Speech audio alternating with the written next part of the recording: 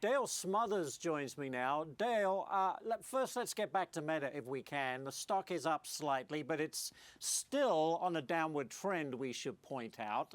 Would you buy it at this price? Actually, I wouldn't be a buyer at this price still. We've not been a buyer of Meta for several reasons. A lot of it's got to do with the balance sheet. Now, no doubt this helps the balance sheet. A lot of legal experts were thinking there could be as much as a $1.4 trillion payout for the legal ramifications of what's taking place. And this settlement is much less than that. You know, as I'm looking at this, though, Ashley, from a father's perspective, of a father to two boys, I think a lot of what we're seeing with Meta is a positive thing for the social media industry as a whole. Think of it almost like a big tobacco moment, if you will. This settlement could clearly change the way that social media behaves. And it may even stress the bottom line a little bit for Meta. You know, the immediate reaction in the stock market was, hey, this could be a good thing because it's getting behind Meta. Yeah. But you're limiting ads, and a lot of those teams are the ones that are spending more of a impromptu purchase, you know, here or there. So we'll have to see, and the reading's still out. But from our standpoint, they're spending too much money, and their profitability is not clear.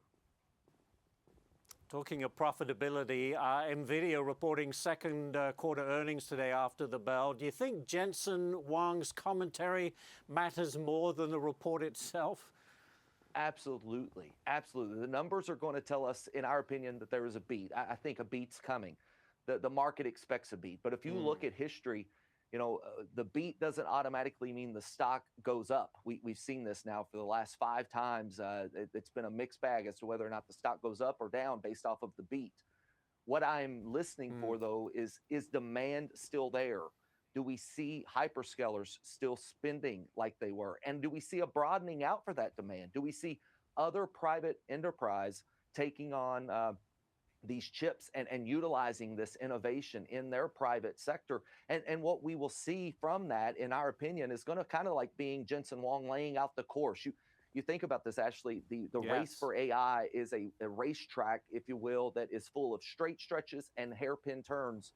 We've got to know over the next 3 to 6 months, do we have straight stretches ahead, or do we have another hairpin turn coming? And what Jensen Huang says will determine how the market behaves over the next couple of weeks, in our opinion. All right. Very good indeed. Dale Smothers, thank you, Dale, for joining us this morning. Now this, House Minority Leader